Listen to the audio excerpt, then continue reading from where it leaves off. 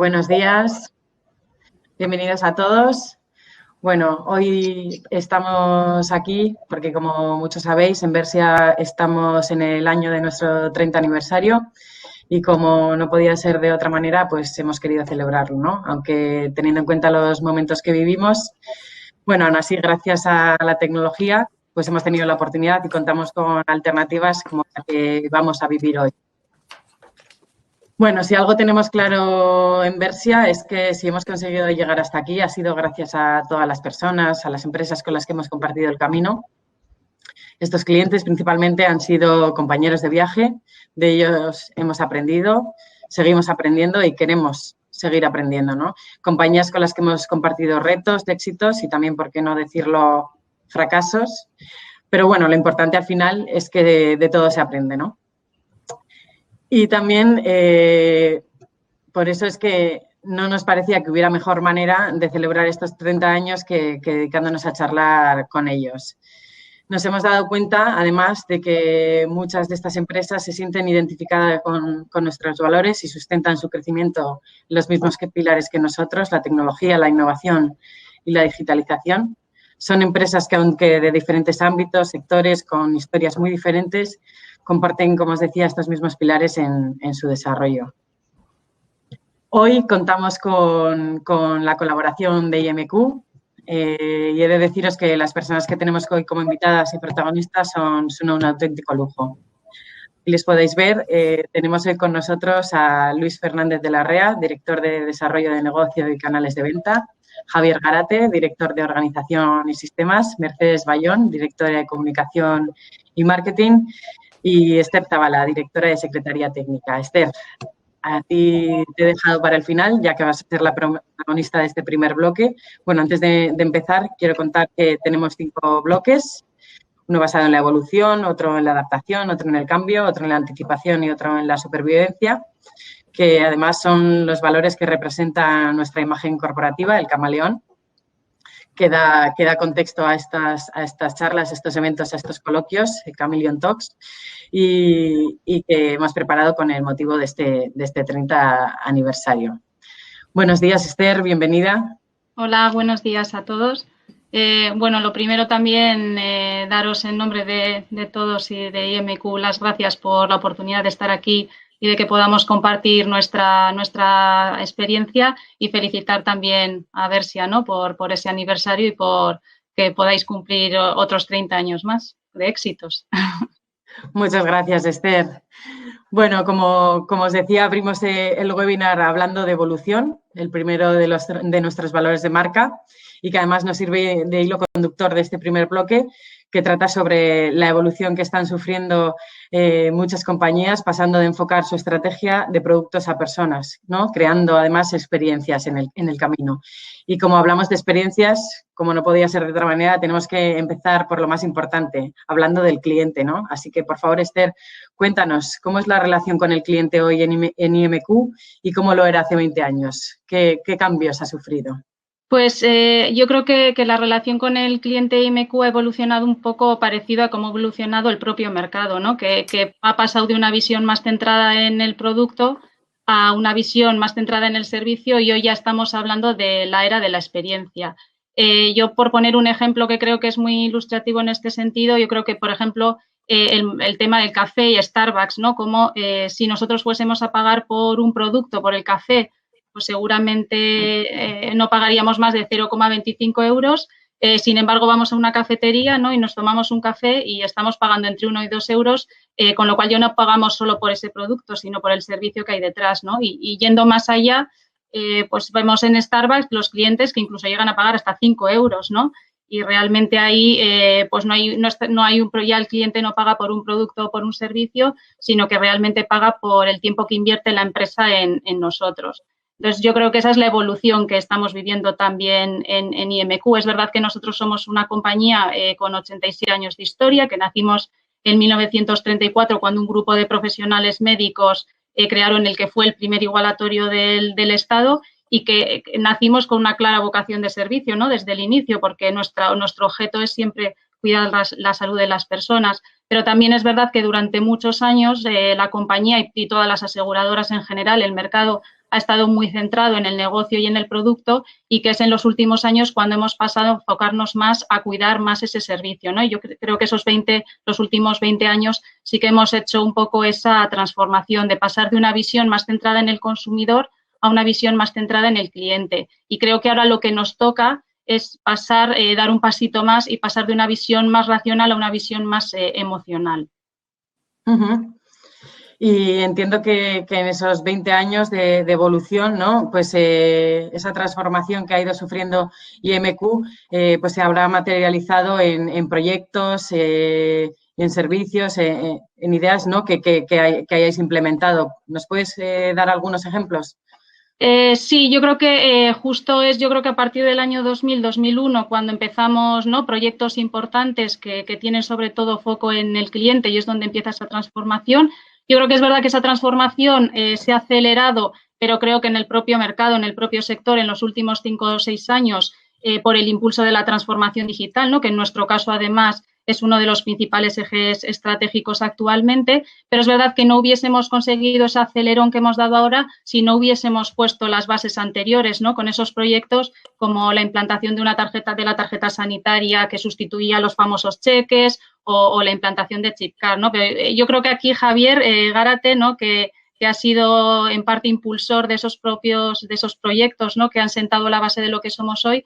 Igual, Javier, sí que puedes explicar un poquillo más esa evolución. Sí, fue un cambio radical. De hecho, además pasamos una cosa lo más significativo de todo, ¿no? Nosotros teníamos un sistema de información que estaba centralizado en la póliza y pasamos a un sistema de información centrado en el cliente. De hecho, el nombre que le dimos fue SIAC, que ya estaba en vigor hasta hace relativamente poco en la compañía, que significa Sistema de Información de Atención al Cliente. O sea que le acompañó un cambio organizativo también global. Aquí teníamos la estructura, si se acuerda alguien antes del antiguo igualatorio, tenías los mostradores de 1,60 m de mármol, que eran altos, tenías que llegar por aquí para que te atendiesen, ¿no? Parecía que... Y para hacer un trámite igual tenías que pasar por 3 o 4 mostradores distintos, ¿no? Y empezamos a poner ya el concepto que se llevaba en aquella época, pues de ventanilla única, de atención al cliente. O sea, es una historia que por lo menos en nuestro caso, y desde que yo estoy en la compañía, que es hace ya casi más de 20 años, pues que tiene todo ese recorrido. Y es verdad lo que ha dicho Esther, que la ha venido acompañando, y la ha venido acompañando muy bien además, liderado por la propia compañía, por la parte de consejo, por dirección general, ¿no? Hacia los tiempos como es ahora, que es la transformación digital, que luego tendremos ocasión de comentar y charlar de ello.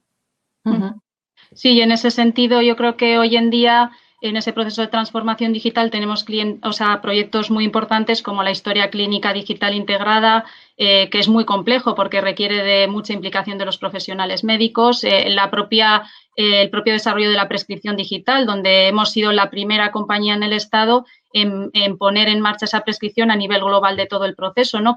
Facilitando al cliente el acceso a la prestación, nuevos canales de atención al cliente, un montón de proyectos, ¿no? que tienen como foco al cliente.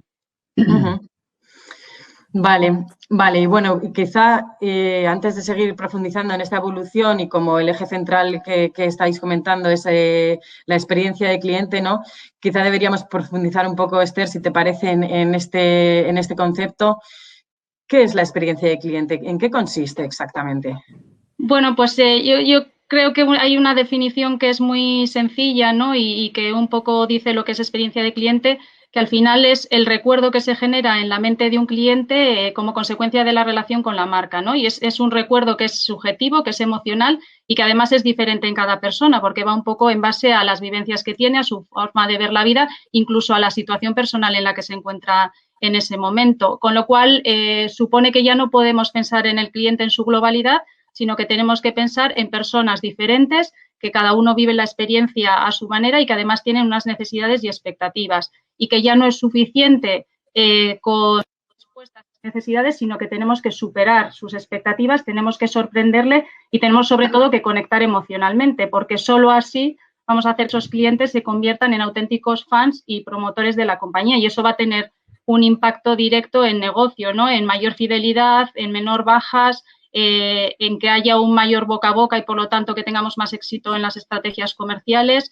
Al final, yo creo que hay experiencia de cliente, yo creo que responde a 3 características. Por un lado, que tiene que ser una apuesta estratégica de la compañía, porque todos tenemos que estar alineados para conseguir estar volcados en el cliente.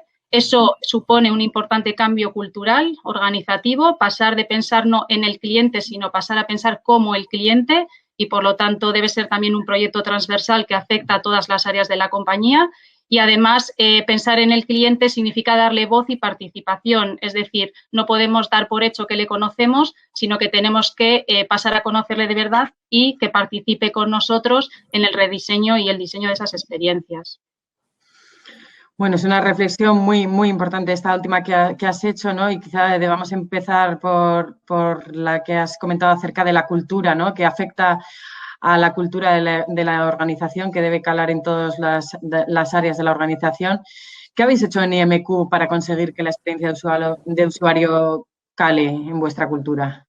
Pues nosotros estamos trabajando en una metodología de experiencia de cliente que tiene 4 fases principales y yo diría que 3 palancas que lo apoyan. Esas 4 fases la primera es observar, que es definir el viaje del cliente, pero desde su punto de vista, es decir, no pensando como compañía, sino pensando como cliente y dándole participación en ese diseño. Una segunda fase que es la de escucharle, es decir, diseñar un programa de voz que nos permita tener el feedback de cómo vive el cliente, los distintos puntos de interacción de ese viaje. Una tercera fase que es la de evaluar, es decir, tener siempre ese dashboard de indicadores que vinculen no solo indicadores de experiencia de cliente como el NPS o índice de recomendación o el Customer Effort, sino también indicadores de negocio, esa tasa de bajas, esa fidelidad, esa captación. Y luego, por último, la fase de diseño, que es donde entra la transformación digital, el diseño, la aplicación de nuevas tecnologías, incluso nuevas metodologías de hacer que den participación al cliente como Design Thinking o Agile. Y luego, yo creo que acompañando esas 4 fases hay 3 palancas que son clave. Por un lado, tener clara la identidad corporativa, es decir, cuál es la propuesta de valor que como compañía queremos trasladar en todo ese viaje del cliente y en esos puntos de interacción y que toda la compañía tenga claro que esa es la identidad que queremos reflejar. En segundo lugar, el impulso organizativo, es decir, esto, como decíamos antes, es estratégico y tiene que ser el propio CEO, el propio equipo directivo y el propio equipo de líderes los primeros que estén obsesionados con el cliente. Y, por último, la implicación de las personas, es decir, eso, como decíamos antes, es un proceso de transformación interna y va muy vinculada a la propia experiencia de empleado. No vamos a ser capaces de dar una buena experiencia de cliente si no damos una buena experiencia de empleado, ¿no? O sea, que no tenemos que perder de vista que además del cliente externo tenemos que cuidar mucho del cliente interno. Vale, tengo además entendido que a este respecto pues habéis recibido un reconocimiento al esfuerzo que estáis haciendo en integrar la experiencia de cliente dentro de vuestra estrategia. ¿Es así? Sí. Yo creo que fue, bueno, el año pasado que nos presentamos al Premio Vasco a la Gestión Avanzada en el Elemento Clientes, que sabéis que otorga el Gobierno vasco junto a Euskalit, y es verdad que el proyecto de experiencia de cliente fue reconocida como una best practice y, bueno, fue un orgullo y al final, bueno, un buen empuje para también demostrar internamente en la compañía que apostar por este proyecto tiene sentido. Bien, bueno, yo creo que a estas alturas ya de la conversación y con todo lo que nos has contado, pocos pueden dudar de la importancia de este enfoque, pero me gustaría seguir profundizando. ¿Cuál es el motivo? ¿Por qué abordar un proyecto así? ¿Qué ventajas tiene una compañía que se mete en este tipo de transformación? Vale, bueno, como has dicho, yo creo que ya lo venimos comentando, ¿no? Pero yo creo que hay 4 motivos claros. Por un lado, porque nos enfrentamos a un cliente diferente que está cambiando y que exige cosas distintas, ¿no? Quiere que conectemos con él, que le demostremos que realmente es importante para nosotros y que sienta que nos preocupamos por él. Porque muchas veces creemos que sabemos lo que quiere el cliente y no siempre es así. Es decir, nosotros en ese viaje del cliente muchas veces hemos dado por hecho que había aspectos que realmente eran un punto de dolor para el cliente y al final hemos visto que igual no lo eran tanto y que teníamos que poner el foco en otros aspectos. En tercer lugar, porque es rentable, es decir, hay estudios, ¿no?, que demuestran que se necesitan 5 experiencias positivas para recuperar una negativa, que una experiencia negativa se cuenta al menos 16 veces frente a una positiva que se cuenta como mucho 9, y porque aquellas empresas que están apostando por la experiencia de cliente tienen rentabilidades un 60% superiores a la media del sector, ¿no? Con lo cual es claro el impacto que tiene el negocio. Y al final, en definitiva, pues porque si queremos sobrevivir, o apostamos por diferenciarnos y por hacer una propuesta de valor que conecte con el cliente o no tendremos futuro, ¿no? Muy cierto. Y datos impresionantes los que has dado. Bueno, ahora toca la gran pregunta, ¿no? ¿Es posible crear experiencias personalizadas siendo una aseguradora médica? Bueno, yo diría que no es que sea posible, sino que es una necesidad. El sector de seguros hoy en día es un claro océano rojo. Hay un montón de empresas compitiendo y cada vez es más difícil que el producto se diferencie, con lo cual estamos viviendo una guerra de precios, ¿no? Y compartía con Luis esta mañana un artículo donde un poco, ¿no? En un estudio que hacían con clientes se reflejaba cómo realmente el precio empieza a ser ya el factor más decisivo a la hora de elegir un seguro, porque realmente el cliente ya no encuentra diferenciación en la propuesta, ¿no? De valor. Entonces, realmente aquí yo creo que hay dos estrategias. O bien eres el mejor en coste, lo cual para una compañía como Igualatorio local es más difícil porque competimos con empresas que tienen economías de escala, ¿no? Y que ahí tienen más capacidad, o bien elegimos en diferenciarnos, ¿no? Y en tener una propuesta de valor diferencial que haga que el cliente esté dispuesto a pagar más por tener nuestro producto, ¿no? Con lo cual es necesario esa personalización y además yo creo que tenemos la ventaja de que detrás de nuestro producto realmente hay una relación muy personal que se da en la prestación médica, en esa relación entre paciente y médico y que además yo creo que es al final la esencia de por qué un cliente compra un seguro de salud. Así que sí, bueno, yo creo que es básico trabajar en esa personalización. Vale, Esther, ¿y qué ejemplos o proyectos nos puedes poner muy brevemente de esa personalización? Vale, bueno, trabajamos como dos grandes bloques. Yo diría que es importante trabajar la personalización en el día a día con cada uno de los clientes, ¿no? Y ahí sí que nos esforzamos con lo que llamamos el close the loop, en activar acciones diarias con clientes que nos están diciendo que tienen algún problema.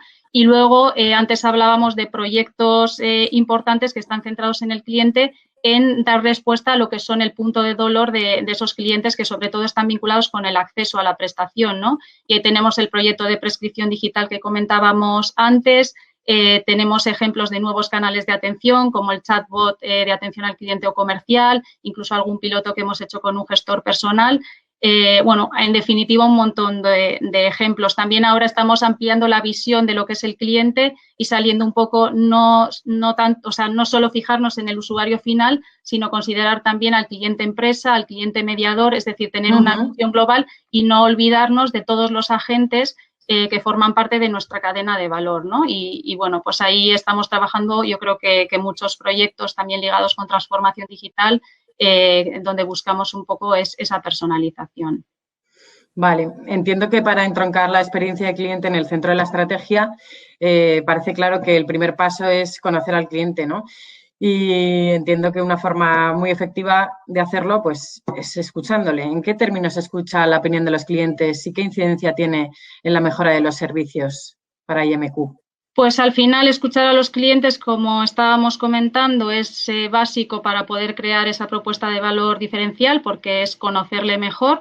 Nosotros sí que contamos con un programa de voz donde tenemos distintas herramientas cualitativas y cuantitativas. Quizá la más importante a día de hoy son las encuestas, que tenemos activadas 17 encuestas, una de carácter relacional y la mayoría de ellas transaccionales, que son inmediatamente después del punto de contacto, ¿no? Que es cuando el cliente tiene más fresca en la memoria cómo ha sido esa experiencia que ha vivido.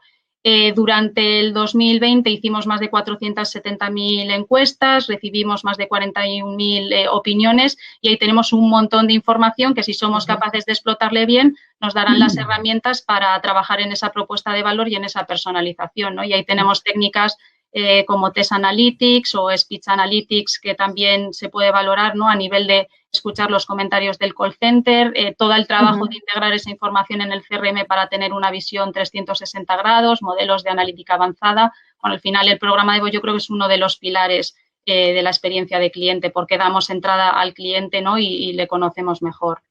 Vale, bueno, por último, ya para ir terminando con este bloque, me gustaría que, bueno, como no puede ser de otra manera, vamos a hablar de COVID y que te quedaras con una experiencia, algo que hayáis hecho en IMQ durante este tiempo de lo que os sintáis orgullosos o que sintáis que ha sido muy importante. Pues yo creo que hemos hecho muchas cosas y ha sido un año muy intenso a todos los niveles. Está también ahí Mercedes, ¿no? Que a nivel de comunicación ha sido muy importante el trabajo realizado. Pero yo me quedo con una iniciativa que además dentro del plan de contingencia que trabajamos con los clientes, estuvimos reflexionando de hacer una acción directa llamando a clientes, ¿no? Para preocuparnos por ellos. Y en ese momento, cuando decidimos a qué público objetivo nos teníamos que dirigir, pues había reflexión de, bueno, pues al cliente más rentable o al cliente que más paga, ¿no? Y al final decidimos que no, que teníamos que pensar en el cliente, dirigirnos a aquel cliente más vulnerable, ¿no? Que en aquel momento estaba más solo y que necesitaba más ayuda.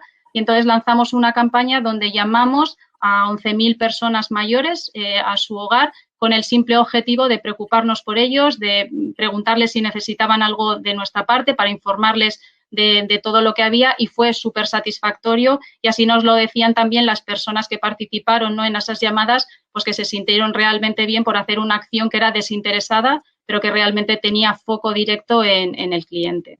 Muy bonita la iniciativa, sí. Enhorabuena. Bueno, gracias, Esther. Vamos un poco apretaditos de tiempo, así que vamos a pasar directamente al siguiente bloque. Tenemos el bloque de adaptación. Buenos días, Luis.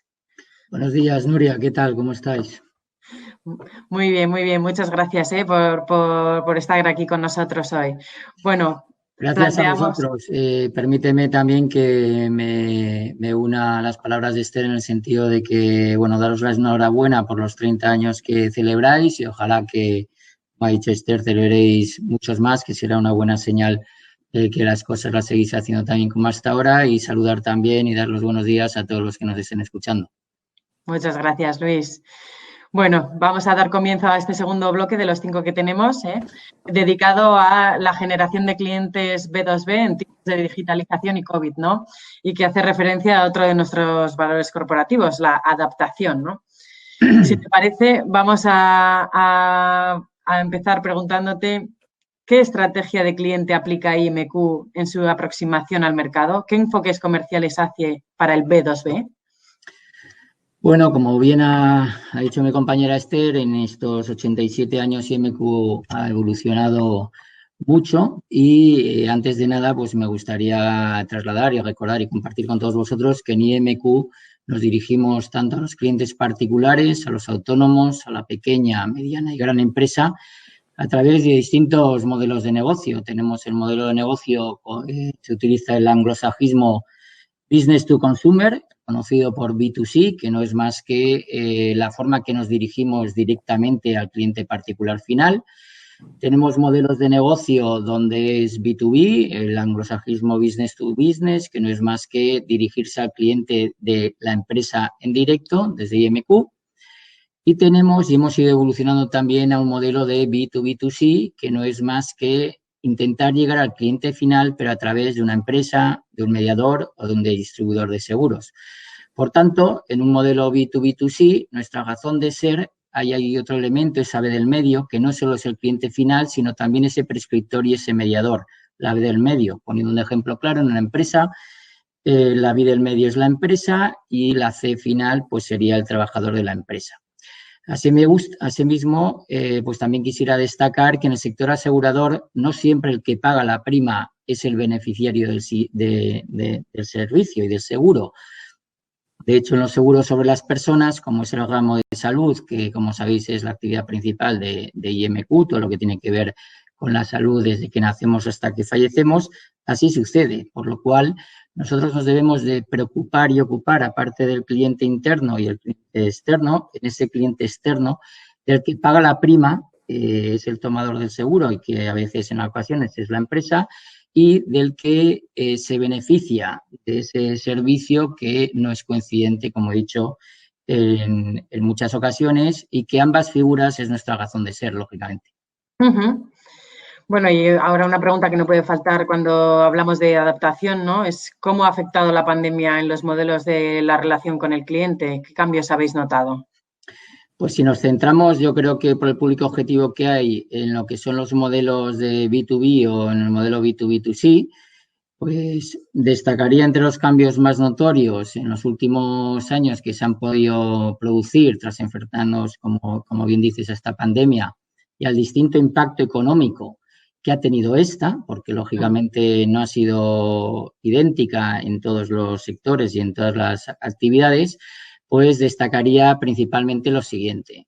En primer lugar, yo diría que ha sido básico y sigue siendo básico, porque no hemos salido de este periodo, entender primero en qué situación estamos. Esto yo creo que nos ha pillado a todo el mundo descolocado, a toda la sociedad en su conjunto. ¿Qué tipología e idiosincrasia de cada empresa, de cada mediador o distribuidor tenemos delante? Claramente escuchar, es decir, hay que escuchar cómo ha impactado esta nueva situación en todos los sectores, estar cerca. Aportar valor es una de nuestras obsesiones. Esther ha explicado muy bien que hemos ido evolucionando de producto a propuesta de valor. El producto no deja de ser un elemento más de la propuesta de valor y nosotros en cada interacción que cualquier compañero de nuestra organización tenemos que aportar valor ante la importancia que le damos al tiempo de las personas, de los clientes y de nuestros interlocutores. Por supuesto, tener flexibilidad y capacidad de adaptación. No hay dos clientes iguales y dos situaciones iguales y dos personas iguales. Y una obsesión que además en el equipo que dirijo tenemos obsesiones, crear una cultura de anticipación, de proactividad versus a la reactividad. En los tiempos que cogen los clientes, como digo, su tiempo es oro y creo que debemos anticiparnos a las necesidades y trasladarles todo aquello que está ocurriendo en empresas similares de tamaño, similares de sector, etcétera, etcétera. Y, por supuesto, informarles de toda la evolución que el programa de salud que puedan tener inmersos en sus empresas, pues cómo va evolucionando, ¿no? Yo pondría un ejemplo que hemos hecho de flexibilidad como IMQ y de aportar valor también a la sociedad, no solo específico en temas de salud, sino cómo hemos sido solidarios con el impacto económico de determinadas empresas. Y os pongo el ejemplo de las renovaciones o cuando ha habido empresas grandes que han tenido reestructuraciones en sus empresas. Como sabéis, el beneficio social o las condiciones que un trabajador accede a través de una empresa son más favorables y es un valor que aporta a las empresas, como digo, a sus trabajadores, si lo contratara de manera individual. Y ahí hemos ayudado a aquellas empresas que han estado en ERES en hacer esa salida y en que se pudieran seguir beneficiando de unas condiciones favorables por ayudarles. Y por otro lado, y por último, también incidir que, entre otros beneficios que las empresas tienen por implementar un programa de beneficio social o retribución flexible para sus empleados relativos al seguro de la salud, pues está, como imagino que intuís, la reducción del absentismo y sobre todo de los días de recuperación ante cualquier situación que pudiera surgir respecto a una necesidad de asistencia o prestación sanitaria, ¿no? Muy bien, muy bien. Gracias, Luis. Luego, por seguir con la mirada puesta en el futuro, ¿no? En la adaptación, en la transformación, me gustaría que nos dijeras qué es para ti, para IMQ, la digitalización, ¿no? Y qué os aporta en términos de estrategia, mercado, cliente. ¿Cómo ha cambiado el paradigma comercial actual y cómo serán las ventas del futuro en el sector? Bueno, ahí es nada, ¿eh?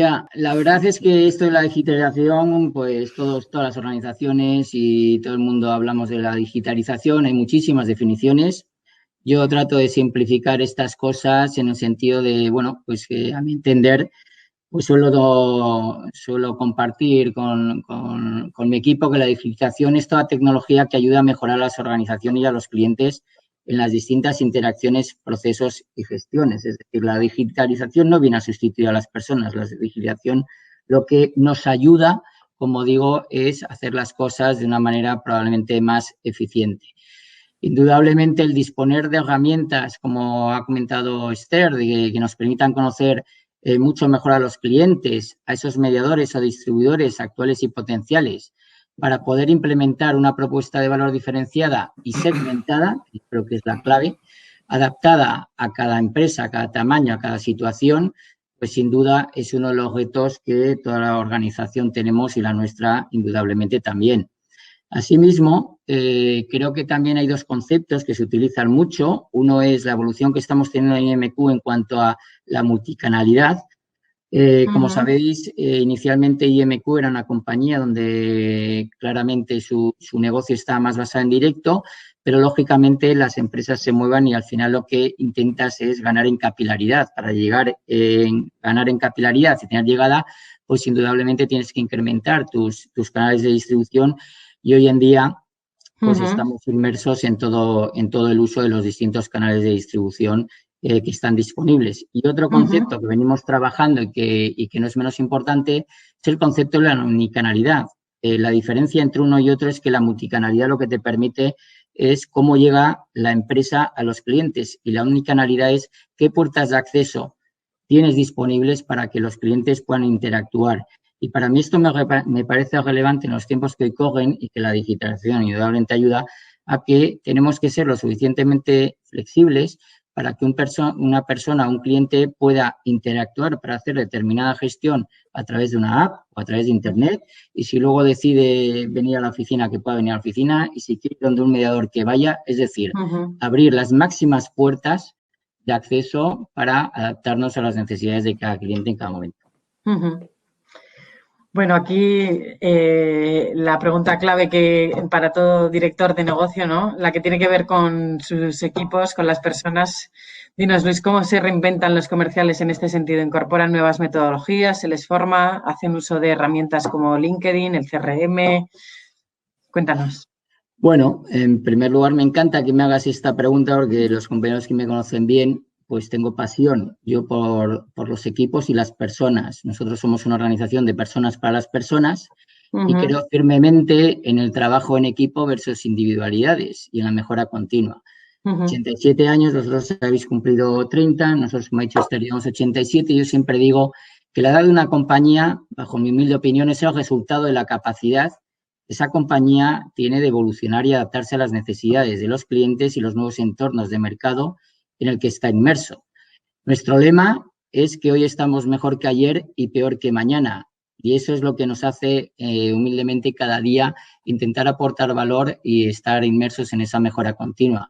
Nos guiamos todo el equipo por la teoría que me imagino que muchos de vosotros conocéis, que son las 4 H's, que son honestidad, humildad, humanidad y humor. Yo siempre digo al equipo que independientemente de la cuota que tengamos y que indudablemente en Euskadi, como sabéis, es notoria, la humildad tiene que estar en todo lo que hacemos. Hemos hablado mucho de momento en esta jornada de la digitalización y me imagino que posteriormente con Javier y con Mercedes andaremos en ello, pero para mí las personas son clave en la diferenciación. Como ha dicho Esther, esta mañana veíamos un estudio donde hablan del precio y de commodity y lo que hace, digamos, distinto a las organizaciones y a la propuesta de valor son las personas. Los comportamientos individuales y colectivos siempre he defendido que son los que permiten implementar una determinada cultura en las organizaciones. También no podemos olvidar en esta que me preguntas, ¿cómo se reinventan los comerciales? Bueno, yo siempre quiero dejar claro una cosa, es decir, el grupo IMQ se compone de múltiples entidades y actividades que lo que nos permiten es que acompañar y cuidar de las personas desde que nacen hasta que fallecen. Con lo cual, nuestro englomerado de grupo pues tiene aseguradora, tiene residencias, tiene prevención, tiene distintas actividades, pero en lo que tiene que ver con el seguro médico, indudablemente somos aseguradora. Y por ello, pongo mucho en valor que es una actividad regulada y que nos afectan distintas legislaciones y que quisiera destacar entre algunas de ellas y organismos, que es, uno, el tema de la protección de datos. Indudablemente, salud es uno de los datos catalogados como especialmente sensibles y protegidos por el bien del cliente, y eso nos hace a que nosotros somos tremendamente cautelosos con cualquier dato y nunca daremos ningún dato que sea individualizado.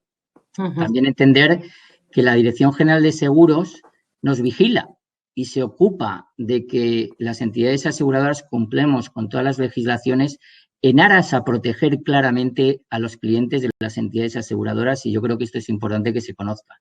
Y por último, ha habido unas 2 nuevas legislaciones referidas a lo que es la distribución de seguros, que ha sido una adaptación de una transposición directiva, que también va en línea de proteger al cliente de la calle. Y para mí esto es importante porque es verdad que nos complica a veces a las organizaciones tanta legislación, pero yo creo que es muy positivo que los clientes, entre los que también estamos nosotros mismos, nos sintamos protegidos porque hay reguladores y porque hay legislaciones que nos hacen crecer y mejorar. En este ámbito, la formación, es obligatoria y todas las personas que estamos inmersos en la comercialización de instrucción de seguros estamos obligados anualmente a hacer formación continua. Con lo cual, lo que nos permite, entre comillas, pues bueno, es un poco estar al día.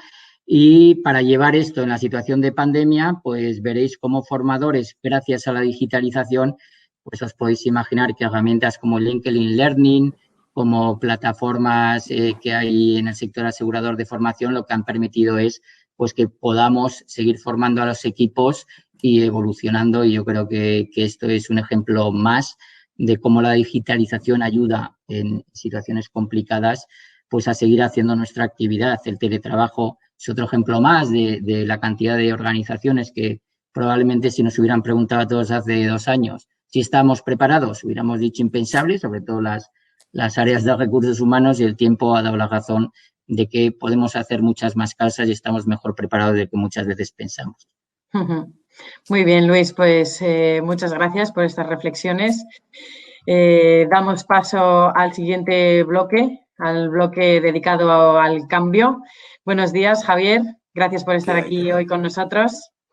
Nada, pues buenos días y lo mismo que mis compañeros, daros las gracias y la oportunidad de poder contar nuestra experiencia y felicitaros por vuestro aniversario. Que cumpláis muchos más y que lo veamos juntos. O sea que... Exacto, muchas gracias, Javier. Bueno, vamos a hablar del cambio y la transformación de los procesos internos, de la aplicación y la relación con el cliente. ¿Te parece si empezamos hablando de la aplicación? Perfecto, de la app. No, pues hay una cosa que ha comentado antes Esther y que yo creo que es muy importante, ¿no? Dentro de lo que es cuando nosotros hicimos el plan estratégico de la compañía, lo confeccionamos en el año 2018 para los 3 siguientes años, es decir, 2019-2021, aunque ya veníamos dando pasos y teníamos una línea orientada a lo que es la transformación digital, ahí ya se decidió, yo creo que eran 2 retos que eran fundamentales, ¿no? Y que de hecho se pusieron en ese orden el plan estratégico para darles la importancia que se quería, es decir, por parte de la Dirección General, apadrinado, valorado y validado por lo que es todo el Consejo, con todo el Comité de Dirección alineado, que fue el reto de la transformación digital, ¿vale? Y se puso como el reto principal de la compañía. Se quería ahondar en los pasos que se habían venido dando a lo largo de los distintos años y se le quería poner como principal reto. Hombre, dentro de eso, pues todos lo sabemos, ¿no? Parece que es el primer elemento. Tú hablas de transformación digital y de una compañía orientada al público, por decirlo de alguna forma en general, y una compañía orientada a lo que es el servicio, casi todo el mundo, y en aquella época más se fija lo que es en la app, ¿no? Pues en la app. O sea, ¿qué es para nosotros? Pues se convirtió en una herramienta fundamental. Y afortunadamente, como otro de los retos también que teníamos dentro de la compañía, se constituyó un proceso en sí mismo, también era lo que es la experiencia de cliente, aprovechándonos un poco de esos 2 retos que teníamos planteados, de los 2 equipos de proceso que se montaron, pues trabajamos conjuntamente, trabajamos un poco en paralelo, y es como diseñamos la app. Establecimos una metodología, bueno, pues basada en metodologías ágiles, lo que sí me acuerdo además cuando se empezó a implantar todo esto en la compañía, ¿no? Que nosotros le llamamos que era la del patinete, que es la de mínimo producto viable, ¿de acuerdo? Y así es lo que empezamos. Ahora todo el mundo quiere un patinete, ¿eh? Ahora ya todo el mundo dice, oye, hacemos un patinete de esto, hacemos una serie. Bueno, pues montamos lo que es la teoría del mínimo producto viable. Y para nosotros la app es eso, es básicamente un poco la carta de presentación. La carta de presentación dentro de lo que es el entorno de lo que es la transformación digital. Vale. Bueno, como has comentado tú y como también ha comentado Esther, como decías, IMQ ha tenido una gran evolución en su relación con el cliente. Habéis pasado de ser una aseguradora que daba respuesta a siniestros o partes, ¿no?, a una que pone a las personas en el centro. ¿Cómo invierte en tecnología? ¿Cómo interviene la tecnología en la humanización del servicio? Bueno, pues fundamental. O sea, es decir, además, dicho siniestros y partes, ¿no? Lo ha contado antes Esther, más que siniestros y partes, nuestros eran los volantes. Aquí todo el mundo iba con los volantes, con los papelitos, para un lado, para otro, no sé qué. Eran los volantes, ¿no? Y de gestionar volantes, que todo estaba orientado, cómo se distribuían más fácil, cómo se recopilan, cómo se cuentan. Los pobres médicos también, todos ellos con las cajas llenas de papeles que nos venían con los volantes, ¿no?, para reportarnos un poco la actividad que habían realizado. La tecnología es fundamental, la tecnología es lo que permite agilizarlo y digitalizarlo todo y intentar eliminar lo que es el papel. O sea, es decir, es imprescindible, por decirlo de alguna manera, ¿no? Y nosotros, el paso como tú has comentado antes, pues el paso que dimos además hacia la experiencia de clientes es vocacional y viene desde hace muchos años. Yo creo que nosotros hemos tenido la suerte que a nosotros la moda de la transformación digital nos ha acompañado y nos ha puesto más fácil orientar determinadas cosas, establecer determinados discursos, pues con muchos proveedores, con muchos clientes, para permitirnos realizarlo, ¿no? Pero en el caso que te has puesto, pues bueno, pues sería impensable sin la tecnología dar los pasos que hemos venido dando hasta ahora. Y hay una cosa también, es sin la tecnología sí, y la organización, ¿eh? O sea, yo creo la organización de los procesos, de las personas, de las cosas, yo creo que también ha sido muy importante. O sea, es decir, los pasos que hemos dado en los últimos años, todo lo que han ido en la misma orientación, tienen que tener una guía, ¿no? Y eso se lo da la propia organización. A eso se le dota de herramientas, que son herramientas tecnológicas, y como resultado pues tenemos lo que hemos estado comentando. Yo no quiero ser muy pesado, pero es que Luis y Esther lo han contado todo estupendamente. No. Estabas hablando, además has hecho una reflexión ahora acerca de la tecnología, sí, pero la tecnología más personas, ¿no? Más la organización. Y a nivel interno, ¿cómo ha sido esa transformación digital? Se suele decir que un proceso de transformación, como has comentado también con Esther, es primero cultural, ¿no? ¿Cómo ha sido ese proceso para vosotros? Sí, cultural y sobre todo es vocacional, ¿eh? Más que porque... Y se nota mucho además, ¿eh? Y digo se nota mucho porque se nota mucho cuando una organización o cuando alguien accede a lo que se llama ahora lo que es la transformación digital por imperativo, vamos a decirlo, del mercado, casi te llevan hasta allí, y cuando se hace por vocación. Y eso se nota. Es lo que hemos comentado. Tiene que ser vocacional y tiene que venir dirigido y apadrinado por las estructuras más altas de lo que es cualquier compañía. Y si no, desde ahí, pues es muy complejo. Nosotros, dentro de lo que es la metodología que nos dotamos de transformación digital, que simplemente nos dedicamos a coger un poco, dentro de lo que había por el mercado, un poco las mejores prácticas, ¿no? Y ver qué se adaptaba mejor a nuestra forma de hacer, a nuestra organización, e intentar dotarlo. Insisto, dentro de lo que es la metodología de la transformación digital, nosotros ya contemplábamos un poco lo que es la transformación de los procesos, la cultura del cambio, la generación del cambio. Aún así, incluso después de hacerlo, para huir, antes ha comentado Luis y lo ha comentado muy bien, es que una cosa es la digitalización y otra cosa es la transformación digital, y son cosas distintas, y son cosas diferentes. Y es cierto que es relativamente sencillo caer en la digitalización de procesos, de recursos, y no abordar tanto los procesos de transformación. Como lo conocíamos, es decir, como era una alerta que teníamos nosotros ya y que nos marcamos el retrovisor para mirarnos a ver cómo íbamos, además de incorporarlo en lo que es la metodología, ahora mismo estamos inmersos también en un proceso que yo creo que es muy interesante, que lo hemos llamado de eficiencia, y que se trata de ver todos los pasos que hemos dado en torno a lo que es la transformación digital y la digitalización, es decir, cómo se han implantado dentro de las formas de hacer de lo que es las personas que forman la compañía, y cómo eso lo podemos eficienciar para darle realmente el fin para el que fueron concebidos, ¿no? Y ser un verdadero proceso transformador. Y incorporándolo a las metodologías de trabajo, incorporándolo a las metodologías de implantación de procesos. De esa manera, un poco como lo conseguimos. Bueno, has hablado antes del papel, ¿no? Y además una compañía como la vuestra, con casi 90 años de historia, ¿no? Habréis generado muchísima documentación. Sí. ¿Cómo habéis evolucionado? ¿Cómo os habéis adaptado a los cambios? ¿Cómo os han ayudado las nuevas tecnologías? Bueno, hay una cosa que ha comentado Luis y que es muy importante también. Pues aparte de lo que es la vocación de servicio que tú puedas tener hacia el cliente, el eje central de lo que es el grupo IMQ, pues lo constituye lo que es la compañía de seguros. Y una compañía de seguros es una compañía como forma parte de lo que es el entramado financiero, pues después de la famosa crisis de 2007, pues está hiperregulado desde a nivel europeo, ¿no? Y todas las normas de Solvencia II. Eso a nosotros lo que nos ha obligado, fuera parte de tener toda esta vocación transformadora y digitalizadora, que lo hemos contado, además tenemos que tener un cumplimiento normativo que es muy exigente. Y un reporte de información y un reporte normativo muy exigente también.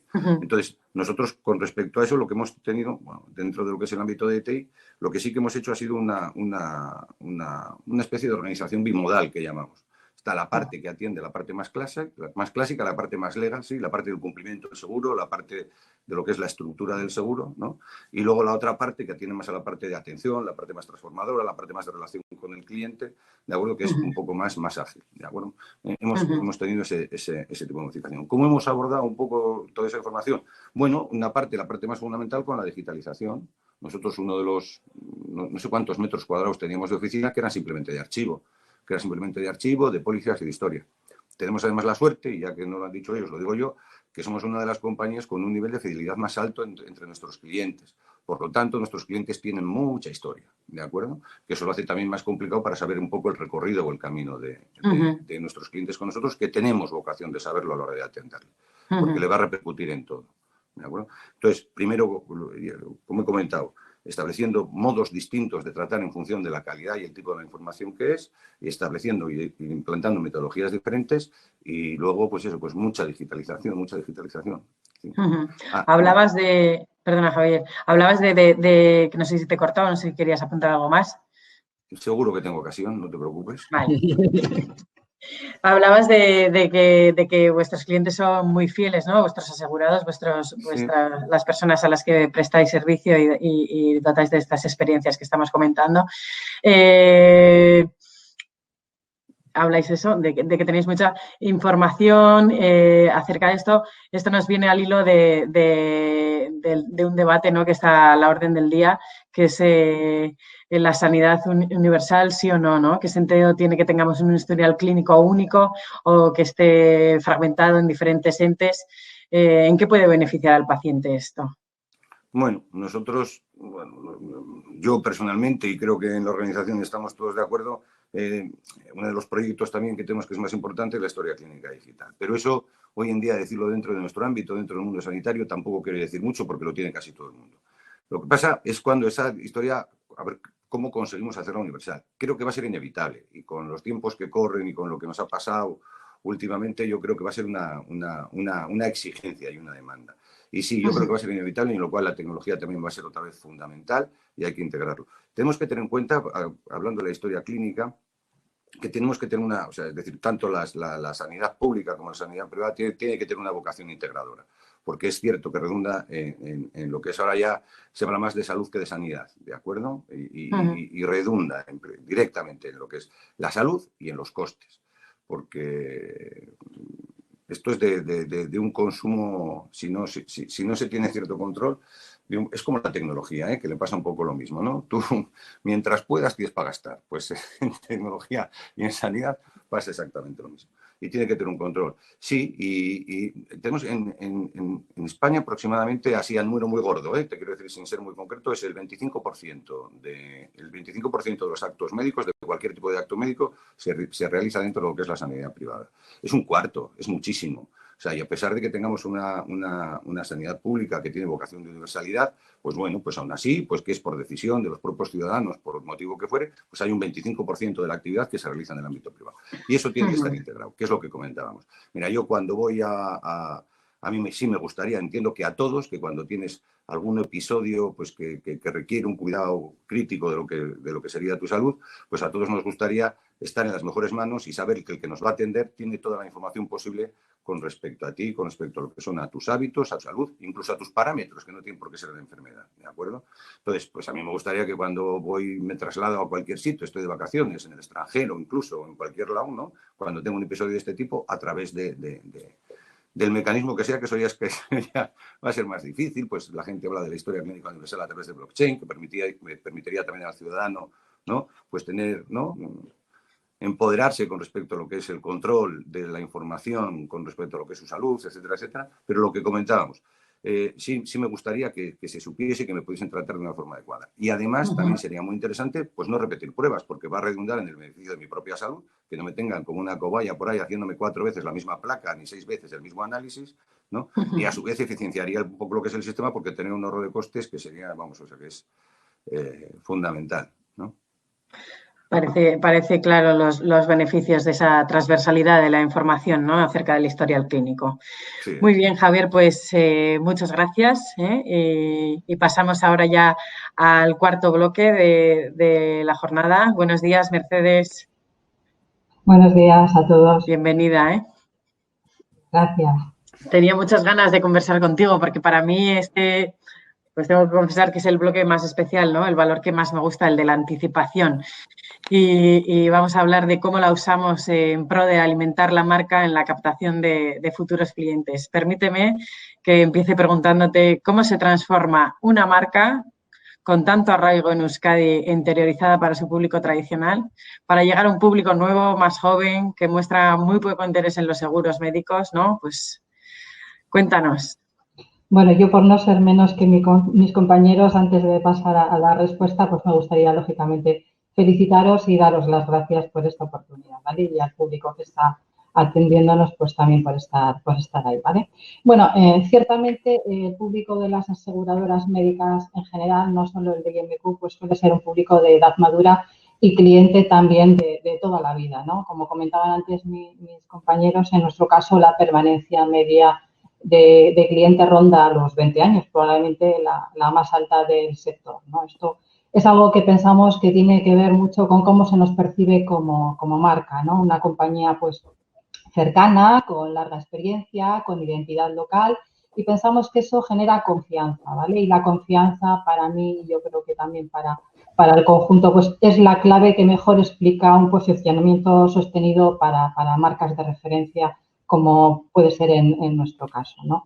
Dicho esto, pues hacemos también grandes esfuerzos, lógicamente, por rejuvenecer nuestra cartera, porque ahí está el futuro, ¿no? En lo relativo a seguros de salud, sí que me gustaría precisar que cuando hablamos de jóvenes, pues hay que tener en cuenta que nos referimos a personas a partir de 30 a 35 años, ¿vale? Porque es cuando se incorporan al mercado laboral y cuando empiezan a pensar en formar una familia y, por tanto, a contratar un seguro de salud, ¿vale? Llegar a ellos, pues, exige un esfuerzo mantenido, exige usar sus canales, su lenguaje y contenidos y productos, pues, adaptados a su perfil e intereses vitales, ¿no? Son intereses que están muchas veces más ligados a temas como la prevención, la nutrición, el deporte, que afortunadamente a la enfermedad, ¿vale? En su momento, incluso, además, como compañía, creamos un blog específico, pues, para los jóvenes, el canal Gastea, ¿vale? Se trata, además, por otra parte, pues de un colectivo muy exigente, pues que está muy acostumbrado a la inmediatez, que busca, compara, exige, reclama y con altas expectativas de innovación y de servicio, pues lo que requiere un esfuerzo añadido por nuestra parte, ¿vale? Por otra parte, pues tienen cada vez más en cuenta que las marcas comulguen con sus valores, con marcas con propósito, socialmente responsables, sostenibles, comprometidas, ¿vale? Esto cada vez yo creo que es algo que se va a demandar mucho más, ¿no? La pandemia, por otra parte, pues nos ha afectado a todos de una manera tremenda, ¿no?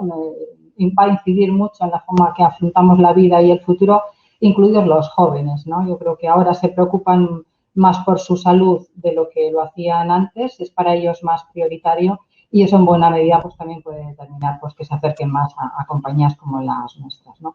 Y por otra parte, pienso que el mismo proceso de digitalización en sí mismo que ya se estaba abordando antes de la pandemia y que esta pues de alguna manera ha acelerado, pues por sí solo pues va a permitirnos también a todos acercarnos al público más joven. Al final, lo que decían mis compañeros, ¿no? De la omnicanalidad, las aplicaciones móviles, la inteligencia artificial, las videoconsultas, las redes sociales, todo esto, pues al final, pues hace que conecten y nos ayude a nosotros también a conectar de modo más natural con el público joven, ¿vale? Y luego, pues como han dicho mis compañeros, pues la propia compañía ha hecho un esfuerzo de transformación y de diversificación, pues muy importante durante estos años y ello ha contribuido a que nuestra imagen se haya renovado y que también nos posiciona mejor para este público, ¿no? Joven.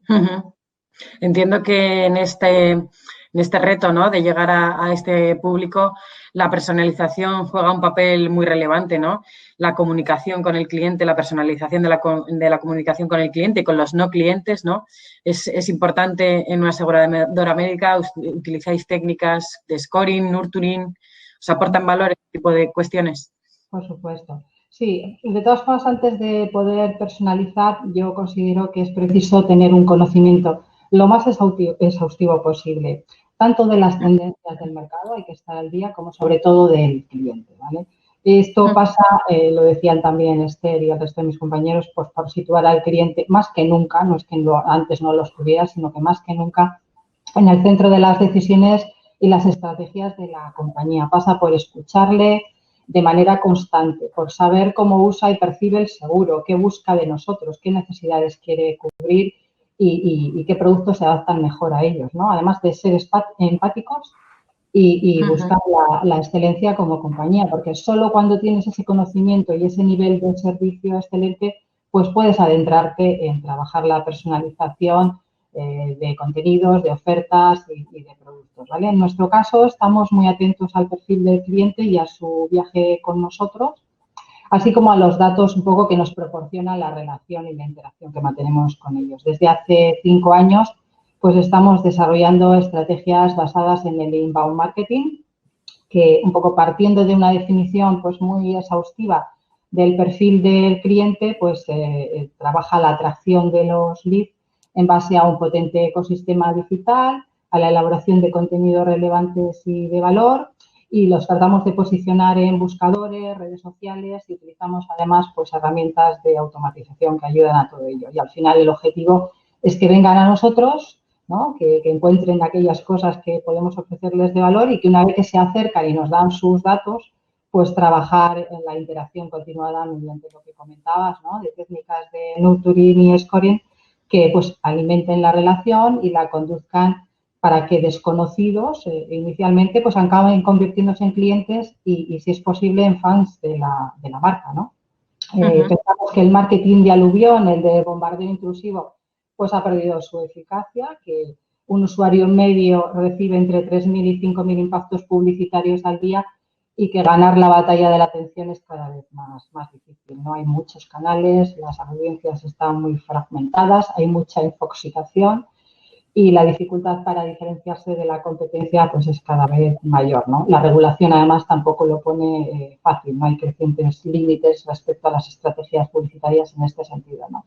Y por eso pues, tratamos de cultivar la relación con el cliente pues de una manera diferente, ¿no? Más que vayan cayendo en el funnel de ventas del que siempre has hablado, nosotros preferimos hablar del flywheel, ¿no? Que es un poco el embudo de conversión.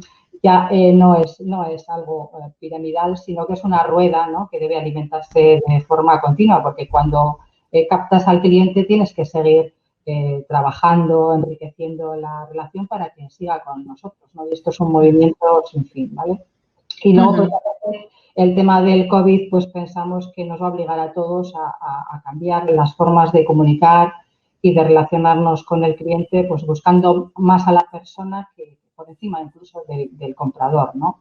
Las empresas han mostrado durante este tiempo su rostro más social y eso debe permanecer también ahora, ¿no? En un contexto en el que la sociedad, los inversores, la regulación, pues se orientan crecientemente hacia la sostenibilidad, el propósito social y la responsabilidad sociocorporativa, ¿no? Hay que humanizar las marcas y las conversaciones con las personas.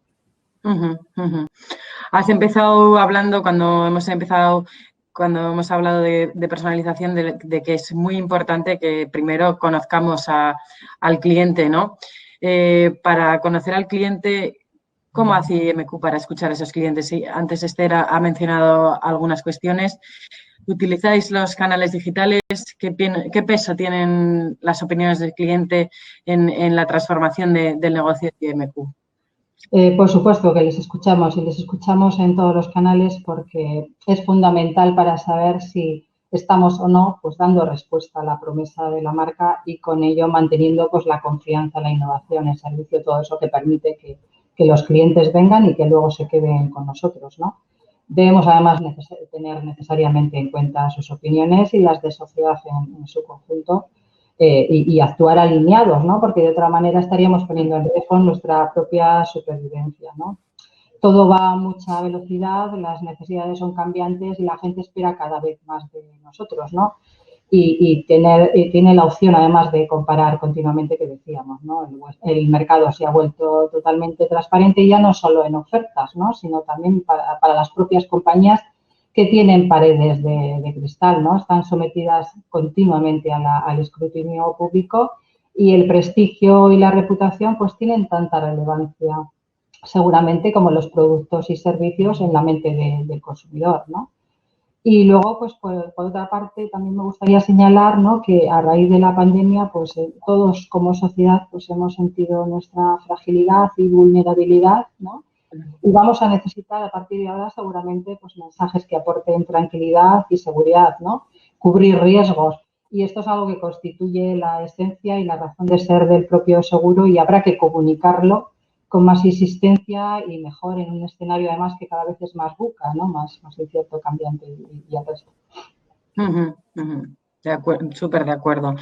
Hablabas de las paredes de cristal, ¿no? De aspectos que afectan a cómo percibe la marca el cliente, la sociedad, ¿no? Me gustaría que nos dieras tu visión acerca del papel que tiene el branding en la anticipación, ¿no? Que necesita una compañía para construir la empresa de futuro.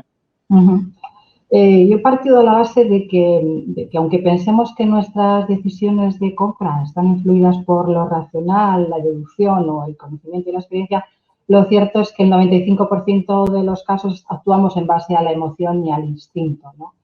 Y la imagen y la reputación de una marca, lo que nos hace sentir esa marca, pues entiendo que son desde este punto de vista cruciales para el negocio y para el futuro de cualquier empresa, ¿no? Han de estar indisolublemente unidos marca y negocio y sobre todo en las propias compañías darnos cuenta de que la marca, la imagen no es un logotipo ni algo que corresponda solo a un departamento específico, al de comunicación, ¿no? Sino que es algo transversal a toda la empresa, todo lo que la empresa hace, comunica y genera marca y que su enfoque además debe ser necesariamente integral porque lo abarca todo, ¿no? En cualquier ámbito de la organización, en cualquiera de sus relaciones, ¿no? Y luego, pues, además pienso que los factores intangibles son cada vez más relevantes en el valor de cualquier compañía, ¿no? Son incluso el único elemento, pues, no copiable, ¿no? La tecnología se puede copiar o las iniciativas se pueden copiar, pero la marca es el ADN, ¿no? Es la identidad de una compañía. Y luego, por otra parte, cada vez representa más en el valor económico, socioeconómico de una compañía, ¿no? Se habla que el 60 y el 85% del valor de una empresa, dependiendo de su sector, pues tiene que ver con estos factores, ¿no? Un caso concreto, ¿no? Si tuviéramos que elegir entre la marca Coca-Cola y sus fábricas, ¿con qué nos quedaríamos? Las fábricas las podemos tener en cualquier sitio, la marca es única, ¿vale? Y luego, pues, la construcción de la marca y su posicionamiento, pues entendemos que es un trabajo diario porque es algo, es una realidad viva, ¿no? Que hay que trabajarla constantemente y cuidarla mucho, ¿no? Para no perder la influencia y el valor que tenemos como compañía, ¿no? Y además no solo hay que comunicar por parte de la compañía, sino que nos tenemos que hacer entender. Tienen que percibir de todo lo que comunicamos, porque de otra manera no serviría de nada todo el trabajo que realizamos en branding, ¿no? Si la gente no entiende lo que estamos haciendo o no sabemos llegar a ellos con nuestro mensaje, pues de nada sirve, ¿no? En principio, yo creo que la marca es sustancial y que si no va unida al negocio, pues mal asunto, ¿no? Es la comunicación, ¿no? Es de ida y de vuelta, ¿no? Lo importante. Muy bien, Mercedes, muchas gracias. Pasamos ya al último bloque, al quinto bloque de la jornada de hoy, dedicado a la supervivencia. Esther, hablamos de nuevo, ¿no? Sí. Vas a ser la encargada de darnos tu visión y compartir con nosotros este último bloque, como decía, dedicado a la supervivencia. Y creo que no podía ser de otra manera que hablando del uso del dato, ¿no? Como elemento clave en la personalización, en la diferenciación, en la reinvención, en asegurar, por así decirlo, ¿no? Esa supervivencia de la empresa en el futuro. Dime, ¿qué importancia tienen los datos en la toma de decisiones de negocio para vosotros, para IMQ? Pues yo creo que el dato tiene una importancia, bueno, ya lo viene teniendo, ¿no? Pero tiene una importancia vital y la va a tener más si cabe.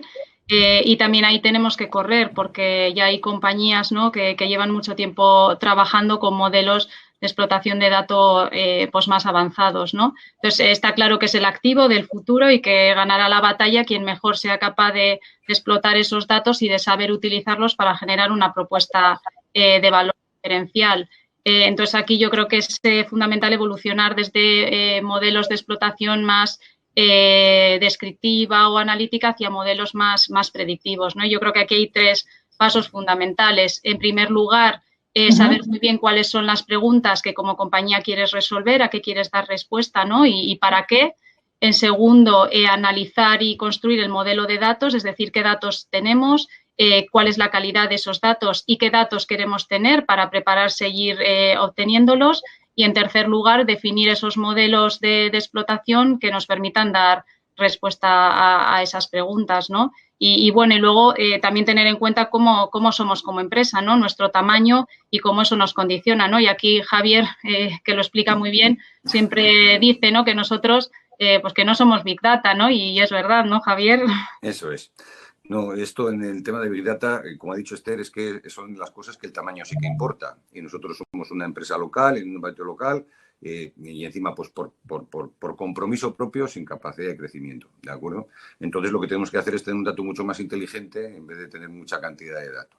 Y lo que se trata es de tener un nivel de relación entre toda nuestra información que nos permita casi, como hemos dicho al principio, ¿no?, que es un poco la vocación, conocer perfectamente lo que es a nuestro cliente y pretender saber qué es lo que nuestro cliente quiere y cómo nos quiere nuestro cliente, ¿de acuerdo? De qué manera accede a nosotros. Y para eso lo que efectivamente, pues lo que tenemos que hacer, y tiene razón Esther también además, y tenemos que correr mucho, tenemos parte del camino hecho, parte del camino ya iniciado y avanzado, pero sí tenemos que correr, por lo menos en eso sí tenemos que ser mejores que los demás, en lo que es aplicar la inteligencia al dato y en exprimir un poco el dato con respecto a eso. Es verdad que tenemos también una ventaja, el de ser un poquito más locales. Yo creo que hay pasos que no tenemos que dar. O sea, es decir, yo creo que hay pasos casi que nos vienen dados. La mayoría de los experimentos un poco que nos hacían con respecto a todo esto, que nos proponían muchas consultoras, era un poco, yo qué sé, pues conocer zonas de comercialización donde era más susceptible de ser contratado nuestro seguro. Bueno, pues en nuestro ámbito eso pues prácticamente no existe. Pues ya sabemos un poco, o sea, es decir, lo sabes por vivir el del terreno. O sea, aquí vivimos en el terreno, no somos una empresa que está ubicada ni en Londres ni en Madrid y que no sabemos qué es Galdácano. O sea, es decir, esto a nosotros no nos pasa, ¿no? Entonces, hay un pasito también ahí que tenemos dado, pero sí que es cierto que tenemos que hacer un esfuerzo mayor que otras compañías precisamente por nuestro ámbito, por nuestro tamaño, igual no, por no tener tanta cantidad de datos, pero sí aplicarle mucha más calidad y mucha más inteligencia. Hay que priorizar, ¿no? Exacto. Sí. Vale, gracias, Javier. Esther, volvemos a ti. Bueno, viviendo en el entorno en el que vivimos, ¿no?, tan industrial y demás, muchas veces nos quedamos con el dato como palanca de eficiencia en los procesos productivos, ¿no? Pero entiendo que en cuestiones de la relación con el cliente, esta gestión del dato, esta inteligencia, también es clave, ¿no? ¿Nos podrías contar tú, bajo tu experiencia, cómo afecta a la relación con el cliente actual y potencial una relación basada en el dato? Sí, yo creo que afecta directamente, ¿no? Y que una buena explotación del dato nos va a permitir adaptar nuestras estrategias de cliente, ¿no? Porque por un lado, y como decía Javier, nos va a permitir conocer mejor a nuestro cliente, tanto al actual como al potencial, ¿no? Y completar esa visión 360 grados, no solo con datos internos que tenemos, sino también con datos externos que pueden ser de interés y que complementen esa visión. Con eso vamos a poder llevar a cabo estrategias más proactivas y no tanto reactivas, ¿no? Y tener una estrategia más de adelantarnos y de anticipación. Y, por último, con eso, evolucionar nuestra propuesta de valor, ¿no? Porque nos va a permitir no solo mejorar la experiencia de cliente y conseguir sorprender, ¿no?, que comentábamos antes, sino también desarrollar nuevos productos, nuevos servicios y, en definitiva, hacer una sinergia entre lo que es la explotación de la información y la innovación como oportunidad para redefinir el futuro. Ahí voy a aventurarme un poco. Te voy a pedir, si puedes, que nos cuentes algún caso en el que estéis trabajando, aplicando el dato, ¿no?, al papel que juega en la relación con el cliente. ¿Dónde está IMQ ahora en este ámbito? Pues en nuestro actual plan estratégico, una de las, ¿no?, en esa primera prioridad que Javier antes comentaba, que es la transformación digital, uno de los proyectos más clave era precisamente el de evolucionar a estos modelos de explotación más avanzados del dato, ¿no? Ir de modelos más de business intelligence más tradicional hacia tecnologías más enfocadas al machine learning. Y ahí, bueno, pues hemos creado un área específica con personas muy formadas que se dedican a ello, y sí que hemos definido 4 casos de uso que son prioritarios para nosotros, ¿no? Uno enfocado a la fidelización y la retención, es decir, el diseño de modelos de predicción de fuga que nos permitan trabajar en esa fidelización. Otro segundo caso de uso enfocado a la captación para poder mejorar y reforzar nuestras estrategias comerciales. Un tercer caso de uso en el caso del gasto asistencial, del gasto médico, para poder eficientarlo y poder anticiparnos en cuanto al comportamiento de determinadas patologías que se acaban convirtiendo en complejas y arrastran mucho gasto para nosotros, y el poder trabajar en estrategias más de prevención de la salud y no tanto en tratamiento de la enfermedad.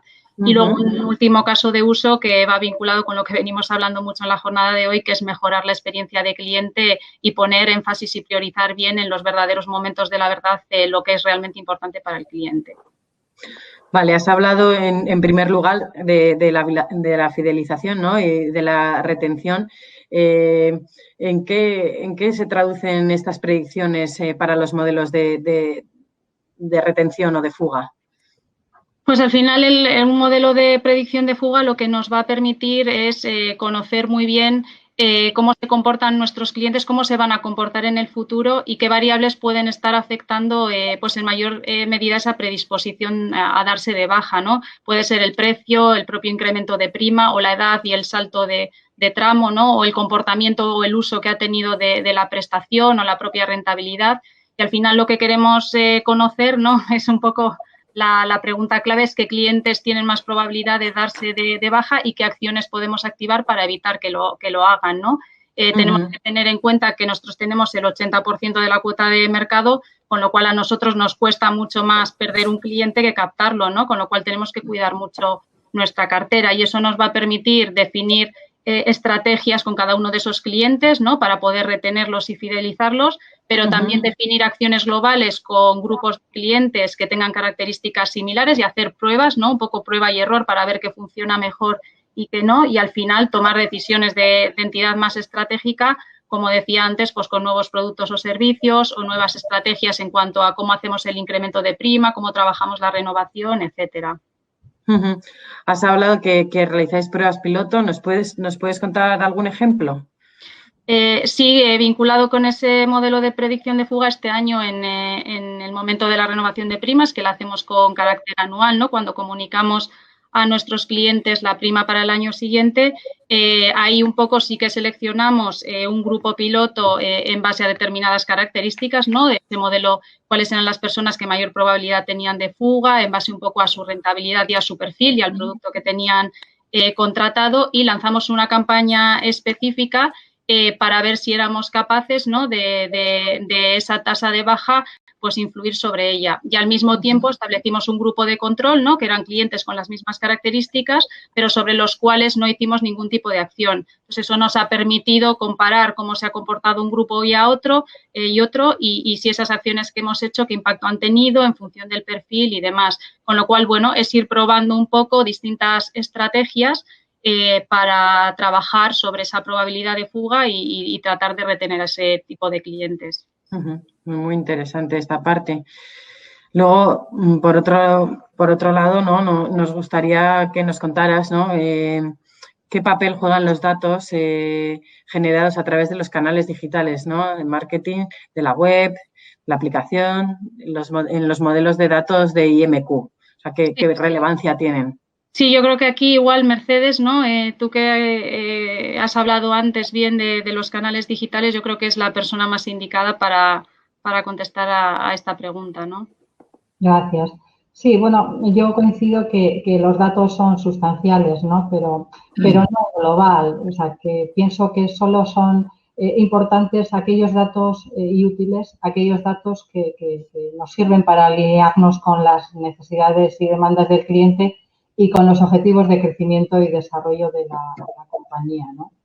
Una de las cosas más relevantes de las actividades digitales al final es su capacidad para ser medidas, ¿no? Y de obtener de ahí datos, ¿no? Y nos permiten observar si estamos respondiendo a las premisas y los objetivos que nos hemos marcado, y nos dan además trazabilidad de las cosas que hacemos, y sobre todo nos permiten tomar decisiones de mejora sobre la marcha, ¿no? Porque al final los datos, el objetivo fundamental de los datos es conocer y actuar, ¿no? O sea, que no es conocer por conocer, sino que tienen un propósito, ¿vale? En nuestro caso disponemos de un cuadro de mando específico que casi en tiempo real, pues en base a una serie de herramientas como HubSpot, Data Studio u otras, pues nos aportan los datos de comportamiento, de evolución y de retorno de las distintas actividades y eso, como decía, pues nos viene muy bien pues para hacer mejoras y cambiar comportamientos también por parte de nuestra propia compañía y de estrategias, ¿no? Medimos los datos de los blogs, por supuesto, de web, de redes sociales, de la app, de las campañas, de los canales de atención y todo eso pues es fundamental para conocer al cliente y especialmente también al potencial cliente, así como para definir, ¿no?, los objetivos y estrategias porque son un radar, ¿no? Son un termostato de cómo está el mercado y lo que esperan de nosotros los clientes y sobre todo son una fuente de inspiración para nosotros. Gracias, Mercedes. Esther, no sé si quieres comentar algo más acerca de esta cuestión. Sí, no, coincido con Mercedes, ¿no? Al final la importancia del dato y del dato en toda su extensión, independientemente del canal y de dónde venga. Y luego importante tanto el dato interno como el externo, ¿no? El ser capaces también de captar aquella información del exterior que pueda ser interesante y que enriquezca al final esa visión 360 grados del cliente. Muy bien, gracias. Bueno, pues hemos repasado los 5 bloques. Sí que me gustaría que pudiéramos terminar con una reflexión individual por parte de cada uno de vosotros acerca de algo pues que queráis remarcar o que se os haya quedado en el tintero. Aquí os dejo libre albedrío. Quien quiera empezar, pues bienvenido. Venga, hombre, pues mira, lo señalo yo. Venga, voy a decir yo algo. En estos tiempos que corren, además, que yo creo que viene muy bien, ¿no? En el ámbito en el que está, en el que entiendo que se mantiene esta conversación. Simplemente destacar que el IMQ es una startup del año 1934, que inventó, o sea, es decir, que somos innovadores desde su concepción y creación, ¿vale? Y que yo creo que ha seguido un poco en esa línea siempre, creando modelos de negocio, creando líneas de producto, creando formas de gestionar, ¿no? Y que esa es un poco nuestra vocación. Mira, al final lo que en un momento dado pues pudo ser un poco una limitación, pues intentar convertirlo además en una fortaleza, que es la limitación en el ámbito en el que nos envolvemos. Actuamos solo y en Euskadi, o sea, decir que es nuestro ámbito de actuación y dentro de eso, pues bueno, pues procuramos ser un poco como dice Luis, con humildad, pero procuramos ser los mejores, aunque sea humilde. Los mejores humildemente no sé cómo es, pero es lo que intentamos. Y somos además muy egoístas, porque eso de que estar centralizados en el cliente, además de ser una vocación empresarial, etcétera, etcétera, es que somos todos clientes. Y la mayoría, pues muchos de los que estamos aquí, desde que hemos nacido, éramos antes clientes que empleados. O sea, es decir, que sabemos lo que queremos, para lo que queremos y por qué lo queremos. O sea que... Y nada, pues nada, simplemente. Muy bien. Y si me permites, Nuria, incidir también un poco en que el cliente es nuestra razón de ser y la importancia de algo que ha dicho Javier, que la transformación digital se tiene que querer. La transformación digital, además, lleva su tiempo. La palabra transformación y evolución no acaba mañana, con lo cual hay que tener esa ambición para pensar que esa transformación es necesaria para seguir cumpliendo años las empresas. Está muy manido, lo reitero mucho, pero de verdad que la edad de las empresas significa la capacidad que has tenido de adaptarte a los nuevos entornos. Entonces, cuanto más una empresa cumpla años, será el ejemplo de que las cosas se han hecho bien, con lo cual animar a que la gente desde los comités de dirección y de los consejos que apoyen esas estrategias si realmente creen que van a aportar valor a sus organizaciones. Y aprovechando, como soy así, también en desearos. Es decir, quiero desear a la gente, porque lo hemos pasado mal. Nosotros somos una compañía, como venimos diciendo, y nos conocéis, de salud. Entonces, desearos que cuanto antes todos recibamos la vacuna. Parece que empezamos a estar más cerca del final del túnel que al inicio. Hemos luchado todos mucho, toda la sociedad. Poner en valor en este foro, que es muy manido, pero se nos ha olvidado ya, porque recuerdo cuando iniciamos que la gente aplaudía a las 8 y parece que ya se ha normalizado la situación, pero garantizamos que hay la tira de compañeros que siguen estando en primera línea de batalla ayudando a la gente que sigue padeciendo de COVID. El COVID no ha desaparecido. Cuando visitamos las urgencias de Zohozaur y nuestras clínicas en los 3 territorios, hay mucha gente dedicada a esto y solo por ellos, pues ojalá nos vacunemos todos pronto y esto sea, como digo yo, un aprendizaje para toda la sociedad que hemos vivido y que además tenemos de interesante que 4 generaciones hemos vivido esto, porque antiguamente al ser la esperanza de vida más corta, cuando había una guerra bélica o cualquier pandemia, no cogía tanta gente y ahora nos ha cogido a gente que desde los 3, 4 años hasta los 100 la hemos vivido y eso se nos quedará en nuestras mentes. Va a afectar, o sea, mucho ánimo y deseo de que pronto os llamen a todos para vacunaros. Muchas gracias, Luis. Muy buena reflexión. Mercedes, no sé si quieres compartir algo con nosotros.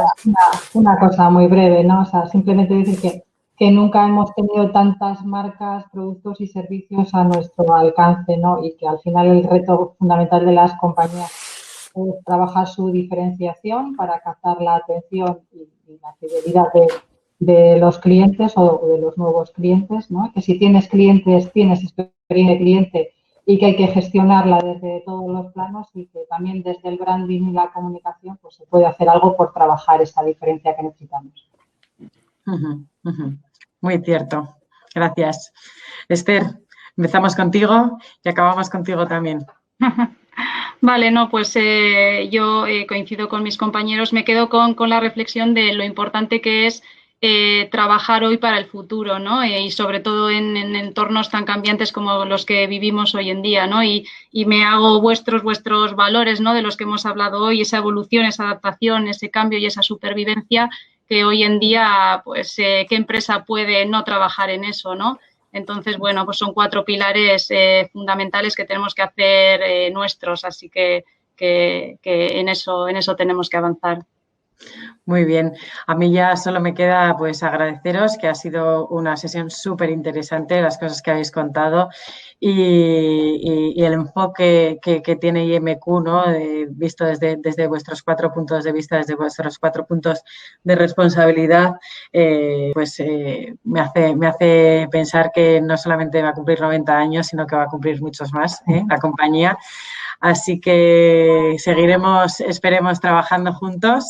Y nada, muchísimas gracias a todos por participar, a los que han estado con nosotros en el directo y nos veremos en otra ocasión. Gracias a vosotros. Gracias a todos. Y felicidades de nuevo. Sí. Gracias.